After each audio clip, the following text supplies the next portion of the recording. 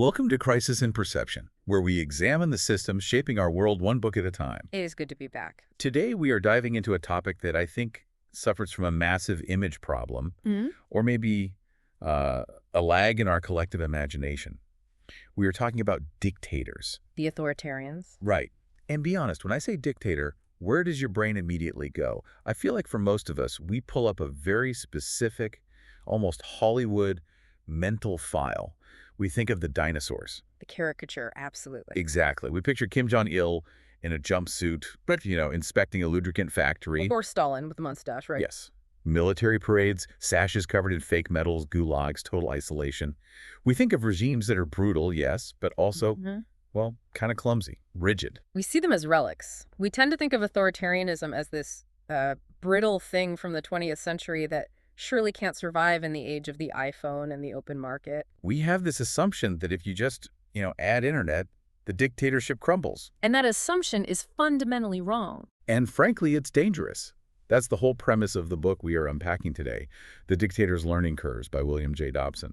And I have to say, this book really shook me. It completely dismantled my understanding of how modern power operates. It's not a history book. No, not at all. He traveled to Russia, China, Venezuela, Egypt. He sat down with the people who were building these regimes, and then he sat down with the people trying to overthrow them. And what he found is that the dinosaur model, the whole North Korea model, is effectively extinct, or at least it's a serious outlier. A fossil. A fossil, yeah. What we're seeing now is the emergence of a very sophisticated, modern authoritarianism. And I want to be very clear for everyone listening right at the top.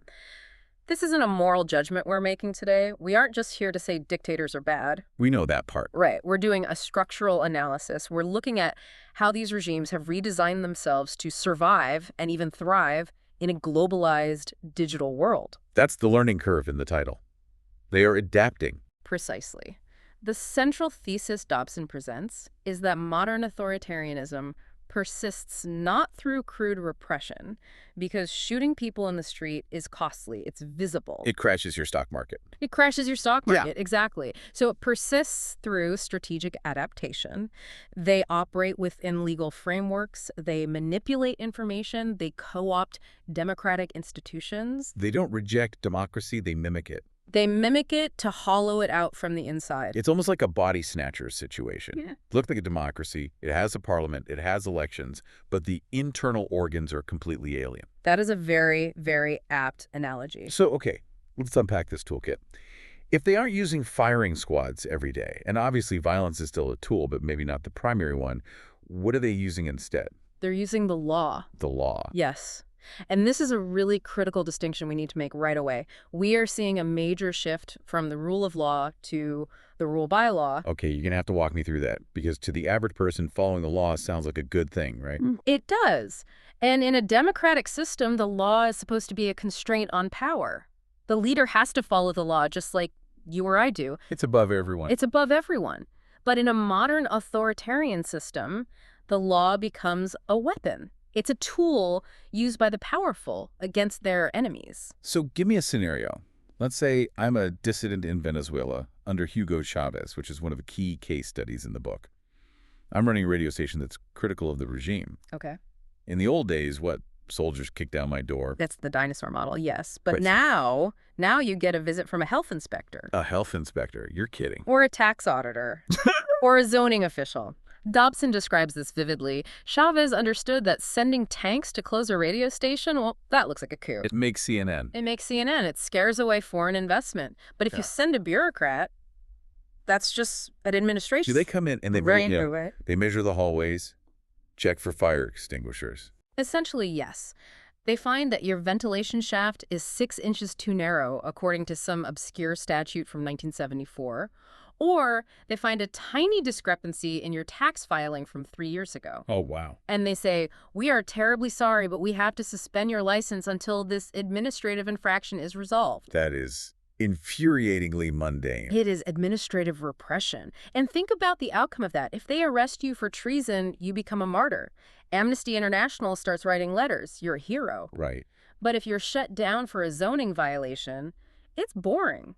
You can't rally a protest around a failed fire safety inspection, can you? And meanwhile, you aren't fighting the regime in the streets. You're sitting in a lawyer's office, buried in paperwork. Exactly. You're bogged down. It turns revolutionaries into accountants. It drains their time, their money, and their energy. There is a quote in the book from a Venezuelan activist that really chilled me. He said the operative motto of the Chavez regime was, "For my friends, everything. For my enemies, the law."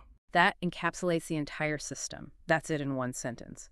The law is written broadly enough that almost anyone could be guilty of something, but it is only applied selectively to those who threaten the regime. It creates a state of constant low-level vulnerability for everyone. That's the point. And Dobson sees this pattern everywhere, not just in Venezuela. He spends a lot of time on Russia, too. How does this look in a major power like Russia?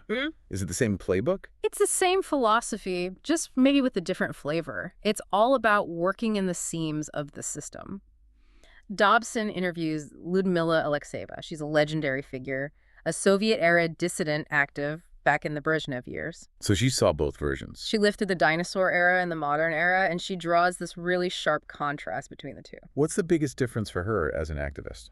Under the Soviets, the risks were, they were grave, but they were clear. There were red lines. If you crossed them, you went to the gulag or you were executed. It was a hard, brutal system. But you knew where you stood. You knew where you stood. But today, modern activists in Russia face uncertainty. They face accidents. Maybe you get beaten up by hooligans in a dark alley and the police just never seem to find the culprits. Or your car brakes fail. Maybe your car brakes fail. Maybe you get sued for slander by some oligarch. It's all very ambiguous. You can't prove the state did it. Plausible deniability. It's the currency of the modern dictator, isn't it? It absolutely is. And there's another structural shift regarding Russia that Dobson points out that I think is just brilliant in a very cynical way. Okay. The Soviet Union required closed borders. They had the Iron Curtain. They needed to keep people in to maintain control. Right. If you tried to leave, you got shot. Putin's stability, on the other hand, relies on open borders. Wait, really? That seems completely backwards. You'd think a dictator would want to keep his subjects locked down. You would think so, but if you're thinking structurally, if you keep the borders open, who's the first to leave? Well, I guess the people who hate it there, the ones who are most unhappy. The unhappy people, the educated people, the people with the means to organize, the people with connections to the West, the potential opposition leaders. So you're just exporting the threat. You are exporting the threat. You're draining the pressure out of the system. That is incredibly cynical. It's a safety valve. You just let the brain drain happen because it buys you stability at home. Exactly. The regime is happy to see them go to London or New York or Berlin. They become someone else's problem. So they weaponize the law, they weaponize migration. But we have to talk about the most confusing part of this whole mimicking democracy thing, and that's elections. The election paradox, yes. Right.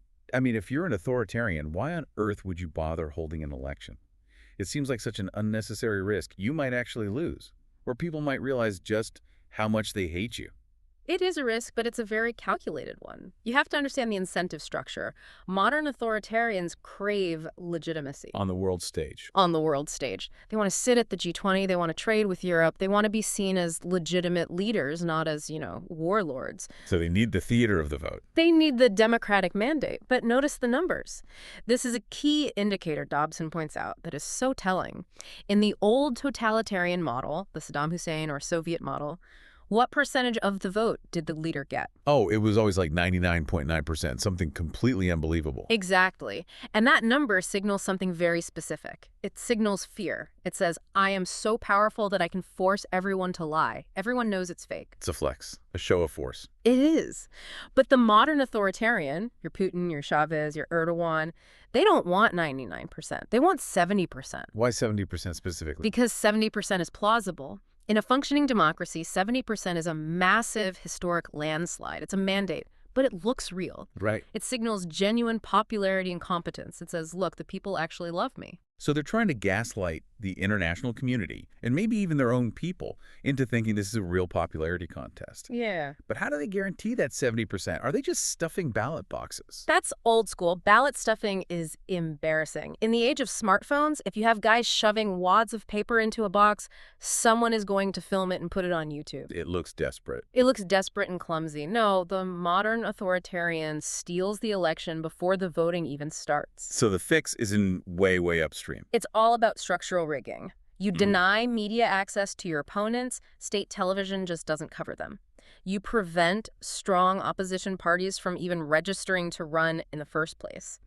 Dobson talks about Russia's 7% threshold. What's that? So to get any seats in the Duma, their parliament, a party has to get at least 7% of the national vote. Now that sounds like a technicality, right? Yeah, sounds reasonable. But what it does is it wipes out all the small, independent regional parties. They can't possibly clear that hurdle, so all their votes are just wasted. They get zero representation. So you filter out the competition before the race even starts. Precisely. It's like running a 100-meter dash, but you've gone and dug a pit in the other guy's lane and tied his shoelaces together the night before. You can run a clean race on the day because you've already won. And there's this concept in the book called managed competition, particularly in Russia, that I found fascinating. Because we tend to think of Putin as this puppet master pulling every single string from the Kremlin. But Dobson suggests it's more decentralized than that. It's an ecosystem of incentives. We have this image of Putin calling every mayor in Siberia and saying, make sure I get 10,000 votes from your town. But he doesn't have to do that. Why not? Because the local officials, the governors, the mayors, their careers depend on delivering their district. If you're a governor and your region only votes 55% for the ruling party, you look weak. You look like you don't have control. You look like you can't control your people. You might get replaced by someone who can deliver a better number. So they rigged the vote to save their own skins, to curry favor. Exactly. They compete with each other to show the best numbers. It's an internal market of fraud. The system rigs itself from the bottom up. Wow. And then, to make it even more confusing, you have what Dobson calls systemic opposition. This is one of the most clever and, I have to say, devious inventions of modern authoritarianism. In Russia, the Kremlin actually helps create and fund fake opposition parties. Wait. They pay people to run against them? Yes. They have a communist party, a nationalist party. They are real parties in the sense that they have offices and members and they show up to parliament. But their leadership is co-opted. They are on the payroll, essentially. So they are allowed to criticize the government? Yes, but only just enough to let off steam. So they can complain about the potholes in the roads or the weather, but not the leader. Exactly. They never cross the real red lines. They never threaten the actual power structure. But for the average person watching state TV, it looks like a real debate. It looks like pluralism. It's political wrestling. It's kayfabe. It's scripted conflict to make it look real. That's a perfect analogy. And the strategic value is immense. It sucks all the oxygen out of the room. If you are a real opposition leader, someone who actually wants to change the system, you can't get any airtime. Because the fake parties are taking up all the space. And the public looks at the opposition and thinks, well, these guys are a bunch of clowns because they are designed to be clowns. It effectively neutralizes the very idea of a viable alternative. Correct. It makes genuine opposition seem illegitimate. This brings us to the third big pillar of this system, information. We've talked about law, we've talked about elections, but controlling the narrative seems like it would be the hardest part in the 21st century. I mean, the internet exists. You can't just cut the phone lines like it's 1980. This is the biggest challenge for the modern dictator, without a doubt. How do you control information when information is everywhere? And the design philosophy has had to shift. It used to be about creating silence. Right, censorship. Now it is about creating confusion. Confusion over silence, that's a huge shift. It is, because if you try to silence everything, if you build a giant firewall and block every foreign website, you kill your economy. You can't have a modern banking system without data flow. You need the pipes to be open. So if you can't stop the flow, what do? You flood the zone. Dobson uses the term narrative flooding. You pollute the information ecosystem with so much noise, so much propaganda, so much conspiracy that people don't know what to believe. There's a specific story in the book about this that I really want to dwell on because it's just so visceral. It's the rotting food scandal in Venezuela. The Puigdemont scandal, Yeah. yes. This was a massive, massive deal. We are talking about tens of thousands of tons of food, chicken, beef, pasta that was imported by the state and then just left in shipping containers at the port of Puerto Cabello. And this is in a country where people are standing in line for hours just to buy flour. Exactly. There were widespread food shortages, and this food just sat there until it rotted. The book describes the smell. It was so bad that people in the nearby town were getting physically sick. It was a sensory nightmare. That is the kind of thing that should bring down a government. It's incompetence, it's corruption, and it's hunger all wrapped in one incredibly smelly package. It should be a regime-ending crisis, absolutely. But watch what Chavez did. He didn't try to suppress the story. The smell was literally too strong to hide. He didn't confiscate the newspapers. So what did you do? He flooded the zone. He went on TV for these marathon speeches, hours and hours long, screaming about a potential invasion from Colombia. He talked about war. He ramped up the nationalist rhetoric to a fever pitch. He had Simon Bolivar's bones dug up, literally on live TV to check for assassination plots. He created a national circus. He changed the channel? He completely changed the channel. He created so much noise, so much drama about this existential threat of war that the signal of the rotting food just got drowned out. The public was overwhelmed. That feels frighteningly familiar. It's the weaponization of our attention spans. Yeah. Just overwhelm people with noise until they forget what they were mad about 5 minutes ago. It creates a state of disorientation. You don't know what matters anymore. And then alongside this flooding, you have the uncertainty principle that we touched on earlier with the law. This applies to censorship, too. Oh. Yep. The regime doesn't publish a list of things you cannot say. Which seems counterintuitive. If I'm a dictator, wouldn't I want to give everyone a clear rule book? Yeah. Don't say X, Y, or Z. No, because a rule book tells you exactly where the line is. And if you know where the line is, you can walk right up to it. You can dance on the edge. You can use metaphors and clever language. Right. Clever writers love a rule book they can work around. Instead, they keep it ambiguous. In Venezuela, Dobson notes that Chavez closed 34 radio stations in one single sweep. Boom, they're gone. Okay. But simultaneously, he announced that his government was opening investigations into 240 others. So if you're one of those 240... You are terrified. You don't know why the first 34 were closed exactly. Was it the music they played? Was it a particular talk show host? Was it a guest they had on? And you have no idea if you're next on the chopping block, so what do? You shut up. You play it safe. You censor yourself. You fire the aggressive reporter. You stop inviting the opposition guest on your show. The regime doesn't have to lift another finger. You do all the censorship work for them. Self-censorship is the most efficient censorship. It is cost-effective, and it is total. We have to talk about China in this context. Because if Venezuela is the chaotic, improvised, almost performance art version of this, China feels like the PhD level. China is the gold standard of this model. They have taken this to a technocratic art form. Dobson points out that they have entire government departments called stability maintenance offices with massive budgets, often larger than the national defense budget. Wait, let that sink in for a second.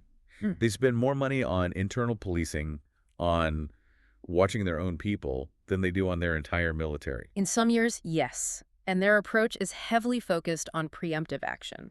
They don't wait for the protest to start. They use data, informants, grid management systems to spot trouble before it can even become a protest. It's structurally like Minority Report. Pre-crime. It is. They learned a very hard lesson from the Falun Gong protests in 1999.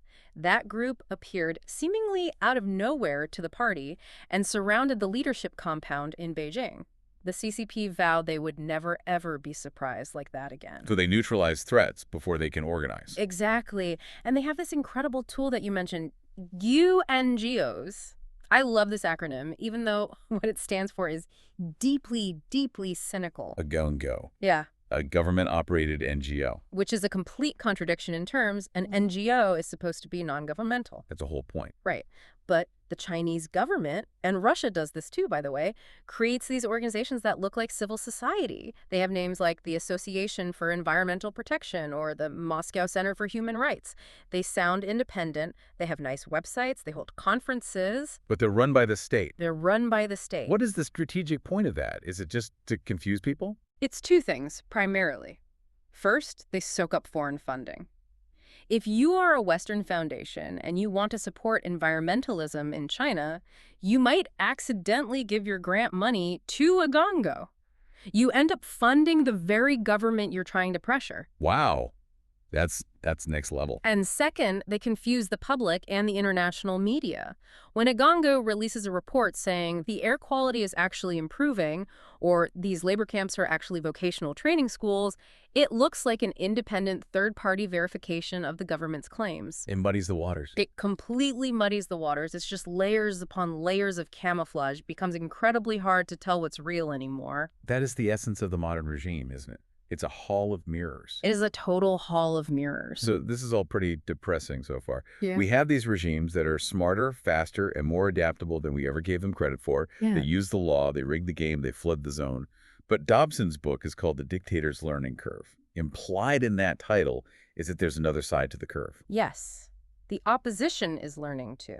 It's a competition. It is an iterative competition, a competitive adaptation. As the dictators have professionalized their repression, the revolution has professionalized its resistance. Okay, let's talk about the professionalization of revolution. Yeah. Because again, we have a romantic image of this. We think of Les Miserables. We think of people getting angry, ripping up cobblestones, building a barricade, singing a song, and toppling the king. Spontaneous combustion. And Dobson argues that spontaneity is a myth, or rather that spontaneity is incredibly dangerous. There's a quote from the book that really stuck with me. Spontaneity will only get you killed. That really flies in the face of the whole people power narrative. It does. But think about it from a strategic perspective. If you just run into the street because you're angry, without a plan, without coordination, the regime will crush you. They have the guns. They're organized. Right. Modern resistance is about strategic planning. And this brings us to some key figures Dobson highlights. People like Gene Sharp, Bob Helvey. Who are these guys? They're not household names. They're the strategists of nonviolent conflict. Bob Helvey, for instance, is a former U.S. military officer. He served in Vietnam. And he teaches nonviolent resistance exactly like he would teach military strategy. So he's thinking about chain of command, logistics, supply lines, all of that. All of that. He argues that nonviolent conflict is a form of warfare. You have to analyze the enemy's pillars of support, the police, the media, business community. You have to maintain discipline. You have to choose your battles carefully. But why nonviolence, though? Is it just because they're pacifists? Is it a purely moral stance? No, and this is absolutely crucial. It's not about pacifism. It's about pragmatism. Strategically, if you use violence, you are fighting the dictator where he is strongest. On his home turf. On his home turf. The dictator has tanks, helicopters, and soldiers. He is good at violence. If you pick up a gun, you justify his use of those weapons. You give him the excuse he needs to wipe you out and call you a terrorist. Violence is the last sanctuary of the weak. That is the mantra. But if you shift the battlefield to legitimacy, to mass noncompliance, to the economy, those are areas where the regime is actually very vulnerable. The goal is to dissolve the pillars that hold the regime up from underneath. We see this in the story of Otpor in Serbia. These were the students who helped topple Milojevic in the early 2000s. Otpor is the classic case study in the book. They were incredibly disciplined. They professionalized the revolution. They treated it like a marketing campaign. Right, they had a logo.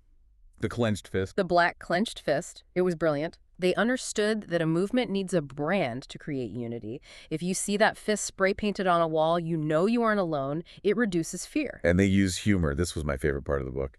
The way they weaponize mockery. Yes. This is genius. Fear is the dictator's currency. Humor inflates that currency. If you can laugh at the dictator, you are less afraid of him. And a dictator who is being laughed at loses his aura of invincibility. There was this story about a petrol barrel that I absolutely loved.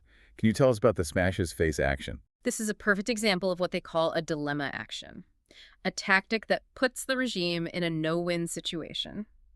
Otpor took a rusty old petrol barrel, painted Milojevic's face on it, and set it up in the middle of Knez Mihailova Street, the main shopping street in Belgrade. Hey, next to it. Next to the barrel, they put a baseball bat and a little sign. And what did the sign say? Smash him for a dinar. Chuckles. So it's a carnival game. It's a carnival game.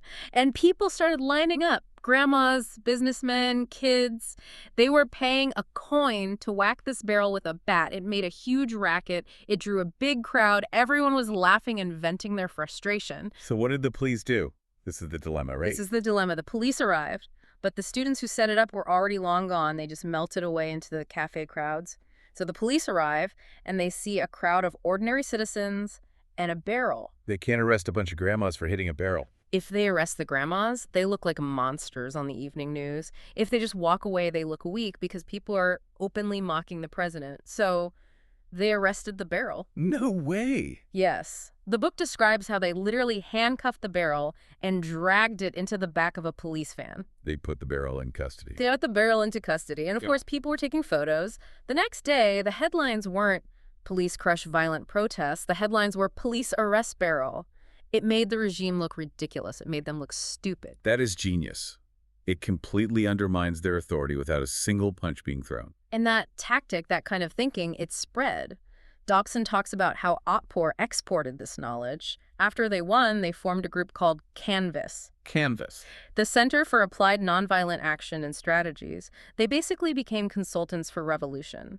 They travel the world often to nondescript hotels, training activists from Egypt, Venezuela, Zimbabwe. So you have these workshops where people are learning how to dismantle a government using PowerPoints and flowcharts. It sounds dry, but it is absolutely revolutionary. They teach low-risk tactics. If you tell people, go charge the police station, nobody shows up because it's suicide. But if you tell people, everyone turn your lights off at 8 p.m. or everyone wear white on Friday, that's low risk. But it sends a powerful signal. It shows the regime, and crucially, it shows the people themselves how many of them there are.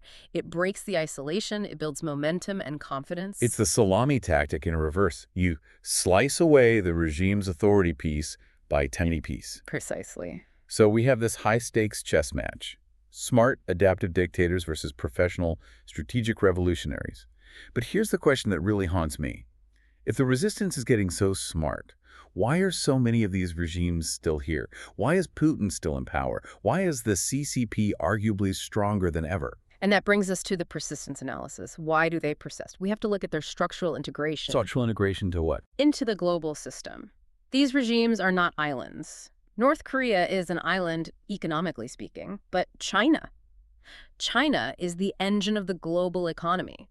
Russia is, or at least was, the gas station of Europe. Venezuela provided oil to the U.S. for decades. So their economic power shields them. You can't just sanction them into oblivion without seriously hurting yourself. It creates a powerful economic shield. But it's more than just selling goods. Dobson points out the Western complicity. And this is the part of the analysis that should make us in the West really uncomfortable. It's not just them doing it. We're involved. We are deeply involved. These regimes use Western consultants. They hire American PR firms to polish their image and get them op-eds in the Wall Street Journal.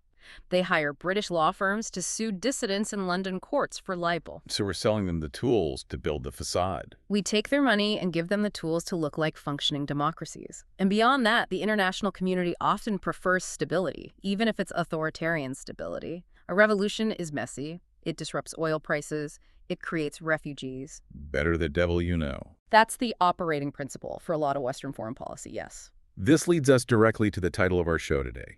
Crisis in perception. This is the interconnection analysis. We are perceiving these systems completely incorrectly. This is the critical takeaway from the entire book. We have a fundamental crisis in perception. When we look at these countries, we see the forms of democracy. We see a parliament building, we see judges in robes, we see people putting paper in ballot boxes, and our brain automatically says, that is a democracy in transition. They're trying. But that's a trap. It is a profound category error. We are mistaking form for function. The function of a court in the United States is, ideally, to deliver impartial justice. The function of a court in Russia is to punish the state's enemies legally. Right. The function of an election in Venezuela is not to choose a leader, but to map the patronage network, to see which local officials are loyal and who isn't. We are projecting our own values onto their institutions. We assume a judge is a judge everywhere. But in this system, a judge is just a political operative with a gavel. And the regimes know this. They know we think this way. They exploit this gap in perception. They know that as long as they maintain the facade, the international community will hesitate to call them what they really are. It buys them time and legitimacy. And these systems are watching each other, aren't they? It's not just a learning curve happening inside one country. No, it's a global feedback loop, 100%. Dobson discusses how the color revolutions in Ukraine and Georgia in the early 2000s absolutely terrified the Kremlin. Putin saw those and said, I need to inoculate Russia against that. So he created the GGOs. He tightened the laws on NGOs. And the Arab Spring terrified China. Absolutely. The Chinese Communist Party looked at what happened to Mubarak in Egypt and said, we need to control the internet harder. We need to stop these rumors before they can ever start. They learn from each other's failures. It's like a syndicate of survival. So where does this leave us today? The present-day structural implications, it feels like a stalemate, or maybe even that the bad guys are winning. I wouldn't call it a stalemate because that sounds static. It's a dynamic, iterative competition. It's a constant race. The resistance finds a new tool, say, Twitter or Telegram. And then the regime learns to weaponize or control that same tool. Exactly, using bots, tracking users, or just shutting it down. China seems to be the one that's really challenging the whole theory of history, though. We in the West used to believe capitalism leads to democracy. You get a middle class, they buy cars, and then they want rights. That was the core assumption of post-Cold War foreign policy. But China is proving what Dobson calls authoritarian resilience. They are delivering economic growth without political freedom. They are challenging the idea that you need democracy to be rich and powerful, and that is a very potent counter-narrative for other countries to look at. But Dobson ends on a note of, well, it feels like fragility. Yes. And this is the key structural weakness of the modern authoritarian. Because they have largely abandoned the pure fear model of North Korea and moved to a competence model, they must perform. They have to deliver the goods. They have to deliver economic growth. They have to deliver stability. They have to seem competent. When they fail, like the high-speed train crash in China that Dobson mentions, or the major corruption scandals in Russia, the facade cracks very, very quickly. Because their legitimacy is based on performance. And a failure in performance becomes an immediate crisis of legitimacy. And ultimately, Dobson says they are afraid. That's the bottom line. That is the final insight. Dictators fear their own people more than anything else in the world. They don't fear the U.S. military. They don't fear the UN. They fear the crowd in their capital city. That is the one constant, unchanging variable. The entire learning curve is essentially a desperate, frantic race to stay one step ahead of their own population. That is a powerful place to leave it. It's a race between control and the human desire for freedom, played out on this constantly shifting field of technology, law, and perception. And the outcome is not pre-written. It really does depend on who learns faster. This book really changes how you read the news. You stop looking at the surface events, and you start looking at the plumbing of the system underneath. And that is the goal of systems thinking, isn't it?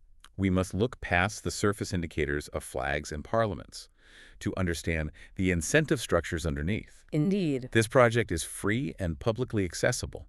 If you'd like to support the time, tools, and research behind crisis and perception, you can become a supporter on Patreon. For a shorter visual overview of this topic, see the mini explainer linked in the description. If you enjoy this kind of systems-level analysis, please like, subscribe, and comment with books or topics you'd like us to explore next.